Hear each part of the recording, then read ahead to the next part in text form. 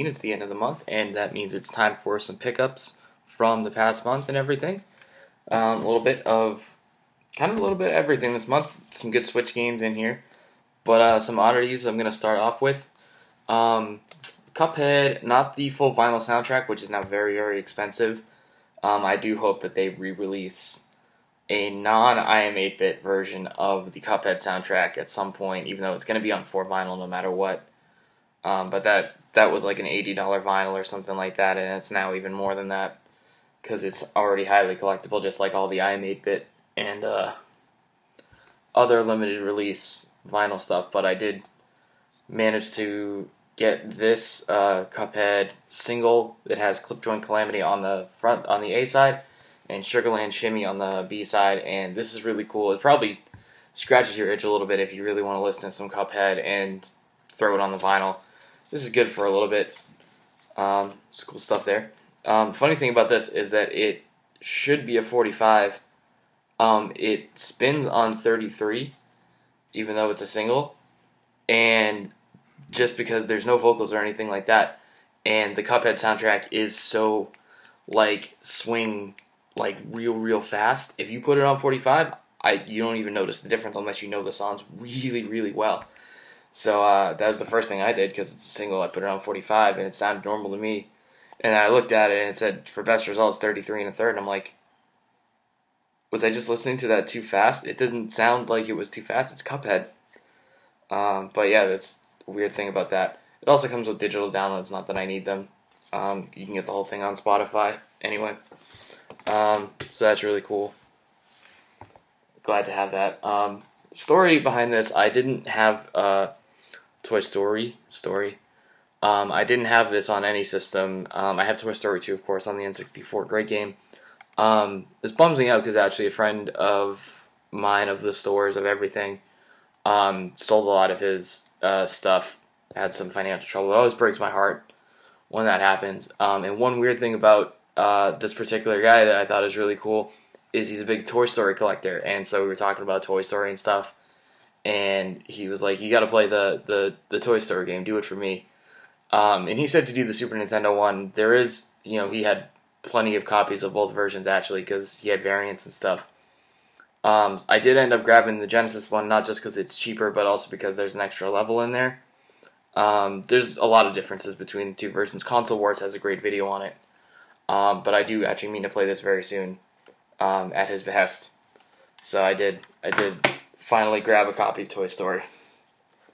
I do this weird thing. For a person who says that they don't buy Pops, I do have like 10 Pops, and I hate it.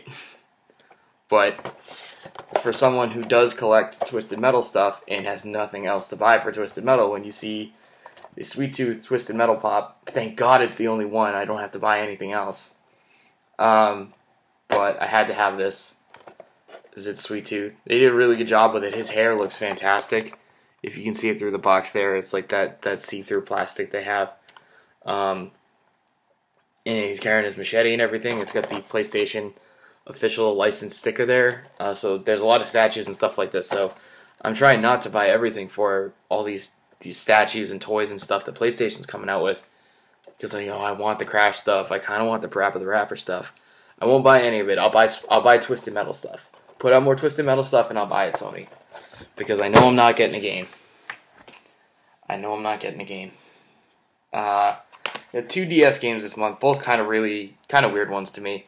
Chibi-Robo Park Patrol. This is going to be the only Chibi-Robo game I own, probably for a long time anyway. Oh, actually, I'm stupid saying that. I have the stupid 3DS one because I got the Amiibo. That was dirt cheap. But this is more like the original one. The weird thing about this to me is that you don't see it every day. And I got it for pretty cheap on Declutter, like $10. This is a Walmart exclusive release, and this is on all of the box arts for the game. It's a Walmart only. But yeah, this is supposed to be pretty good. Very foolishly just said that I don't have a Chibi-Robo game. I do have the Chibi-Robo game that probably everyone has, because they bought for an Amiibo at GameStop when they marked them down to like $8. And this other one, sometimes I see stuff scrolling through Declutter, and I'm like, what is that? What is that? Like, and the DS is one that definitely has a lot of those type of games. And I see Destineer, and I'm like, it's probably trash, but Destineer has put out a couple gems. So I just looked it up, and people were like, this game's not bad at all. And it's weird, and it's animal boxing. But it's not exclusively animals. They fight humans too. So yeah, just a weird one. It's animal boxing. I had to grab this because it's in the case. That's why I'm always a lot more inclined to buy something on DS if I know it's going to have a case. And 4 Switch games this month. All 4 of them. Well, 3 of them are very exciting. One of them is just weird. I bought it because it was cheap. So let's start with that one. Soldam. You probably saw this like last summer. I think this was really, really early. And it's like one of these games that, you know, people who were already from the get-go doing complete Switch collections, like probably the only people that bought this, because I think it was like $40 when it came out. Now it's, as far as Switch games go, it's pretty cheap. So that's the only reason I grabbed it. It's also by Dispatch, who published Penguin Wars. Penguin Wars was great. This game looks good enough to throw $10 on, so I got Soldam. It's in my collection now. Much more exciting one. I'm very glad to see that this sold like 1.5 million copies already.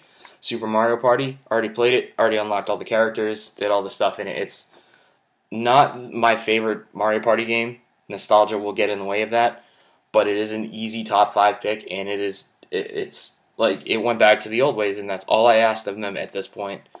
Go back to the old format, which they did. A lot of people wanted that for 3 entries now. And so they did it. It's a great game. It's probably going to be in my top 5 games of the year, even if objectively it is not as good as some other entries in the series, and not going to be everybody's favorite game, but I just had so much fun playing it. There's so many game modes, and so much to do in it. It's really good. Definitely a good job, and a lot of room for improvement still.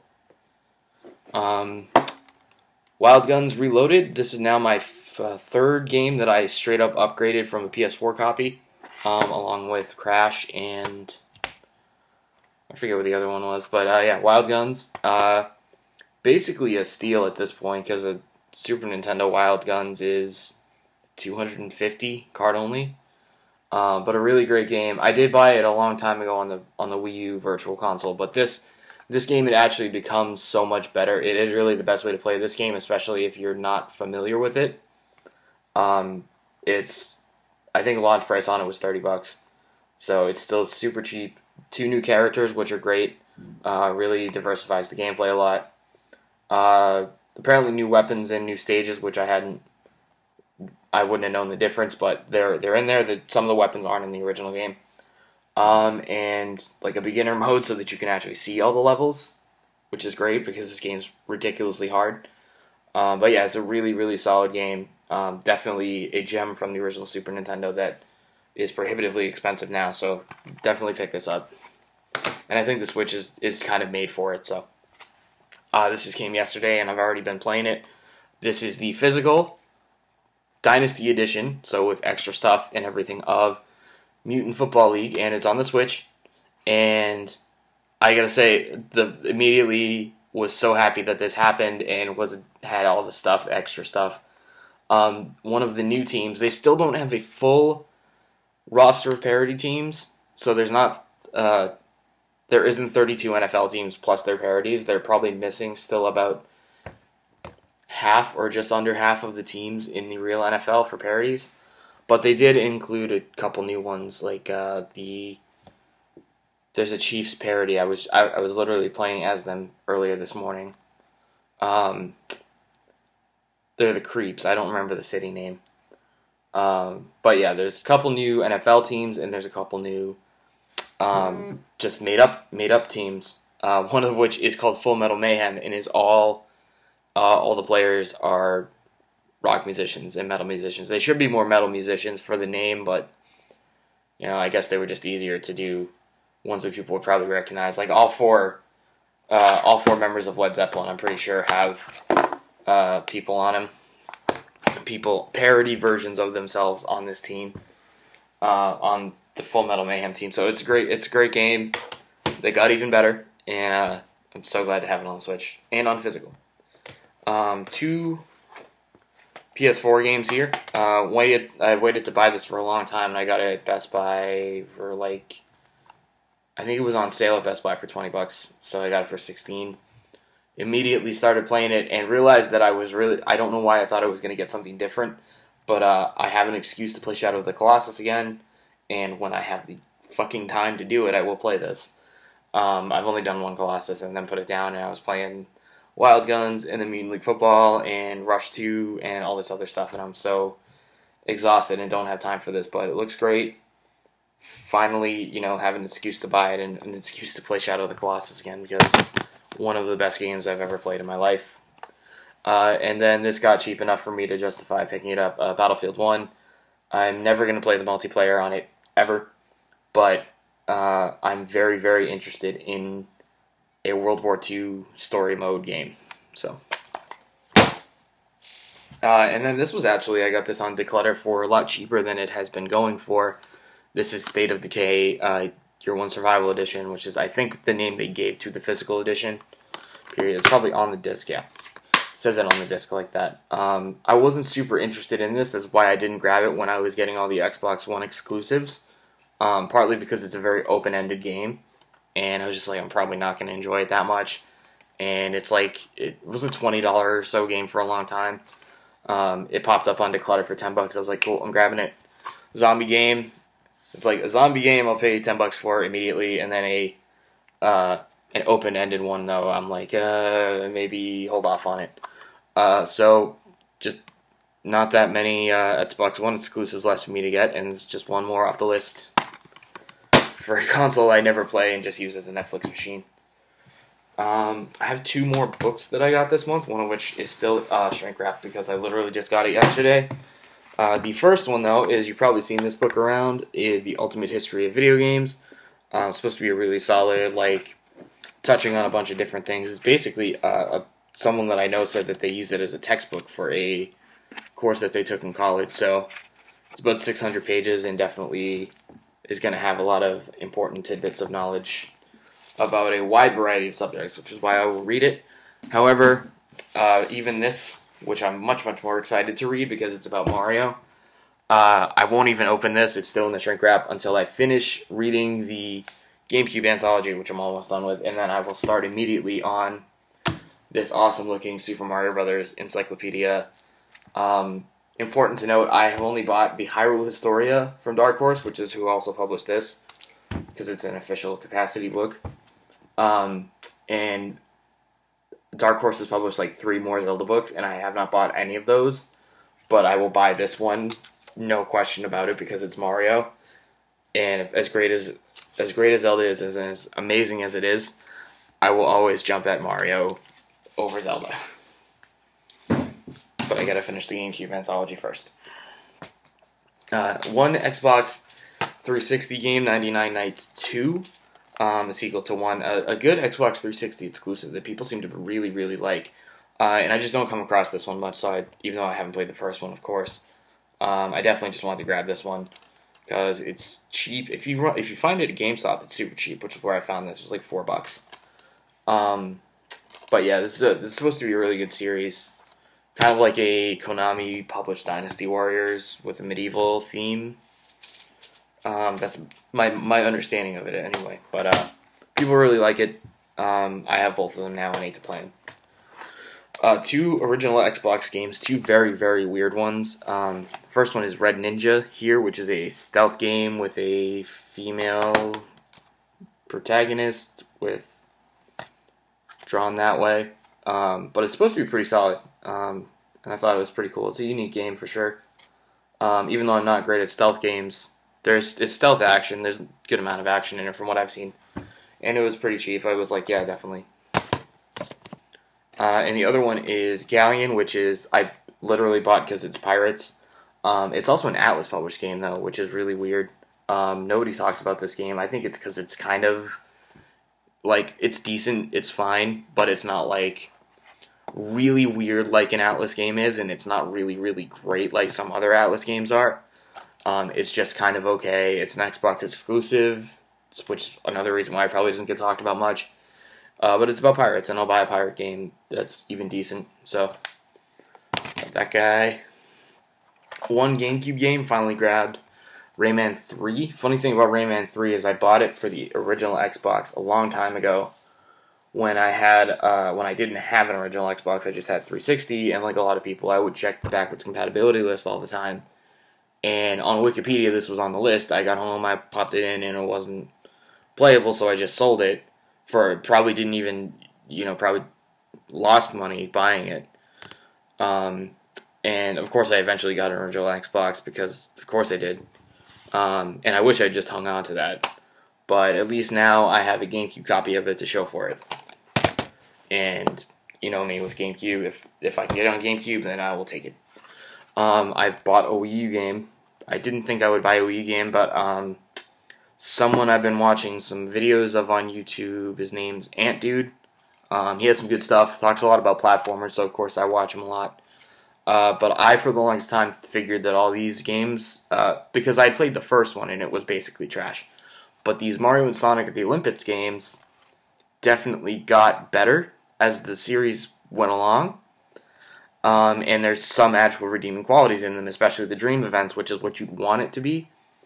So you kind of have to look past what they advertise to you and look at the dream events, like actual taking place in Sonic and Mario levels with, more of a ridiculous theme to them. And like I said, they supposedly just get better. The original one is not that great.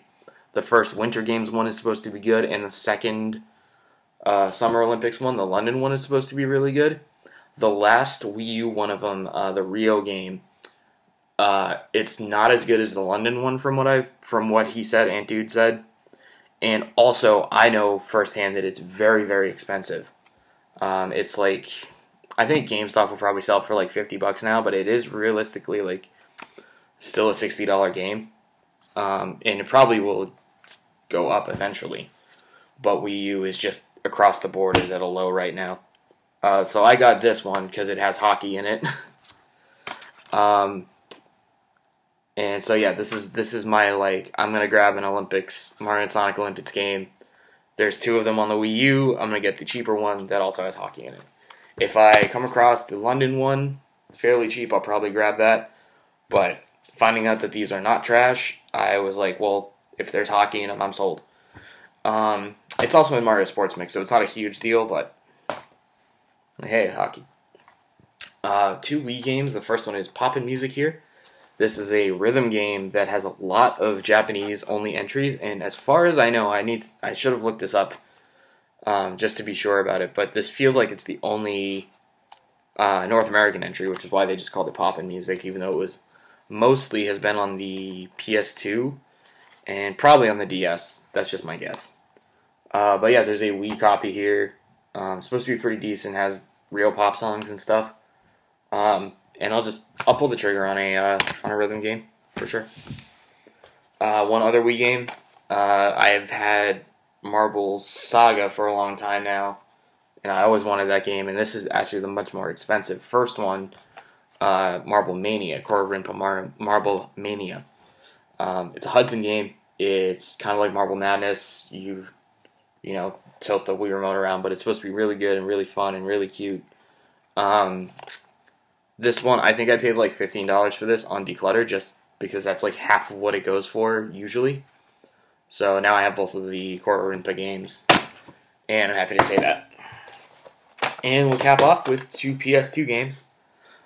This one I got for surprisingly cheap on Declutter. This is Marvel Ultimate Alliance 2. I think there were several mistakes made in the marketing of Marvel Ultimate Alliance 2. For starters, just the cover art looking almost exactly like the first one. And maybe it's just weird timing or something, but it just seems like Marvel Ultimate Alliance 2 on any system didn't sell that great. If you're me, you look at it as the fourth game in the Marvel Action RPG series that starts with X-Men Legends and is really, really good, even though the PS2, PSP DS versions of it, or maybe PS2, PSP Wii, and DS versions of it aren't supposed to be as good. The 360 and PS3 versions were done by Vicarious Visions, and those ones are actually like $20, $25 games. This one I got for like $4, which was surprising to me. It's supposed to be like a $15 game. So that's why I grabbed it, because now I have all 4 of these Marvel RPG games. But this is developed by Nspace, actually, who did Geist on the GameCube. And basically, otherwise, they just do a lot. They did a lot of DS ports and stuff. So Geist was the time they really got to shine, and it bums me out that nobody paid attention to it. But yeah, Nspace is on this game here. You'd think with the name Nspace, they'd be a Nintendo like in-house guy like company, but I guess not. And lastly, Killer 7, pretty much the last, or one of the last Suda 5-1 games, which I haven't played any of, but kind of, you know, like one of the most famous ones, I think. One of the first ones and the biggest ones. It's super weird because, I mean, it's Suda 5-1, but of course that's why I want it. So I wanted to get it on GameCube, but I paid about half the price of a GameCube copy to get it on PS2, which is not necessarily the price difference. I paid like $15 for it. I still think it's a good price to pay for this game. On either system, it usually goes for more than that, even on PS2. So now this is in my collection. I really, really want to play Shadows of the Damned first, just so I can say that I've played a Suda 5-1 game, having owned all of them, or close to all of them now, especially with this. And Shadows of the Damned seems to be the one that's most accessible and most interesting to me, personally. That's the one I'd like to play first. I'd like to play this. I'd like to play all of his games, but they're so fucking weird. And I just have not sat down and tried yet. And that's it. So, busy day today. Actually, keep going. If you care at all about the N64 quest, today, this afternoon, I'm going to be doing Nightmare Creatures all afternoon, because it's Halloween. And Nightmare Creatures is also coming up. It's not like I only saved it a little bit, but it's literally right in the section of the N64 quest I'm in right now. So, one big stream for Halloween of Nightmare Creatures on Twitch. Itch-Tway. Apparently I'm not supposed to say it, but check that out and look for it here later. And I'll see everyone next month.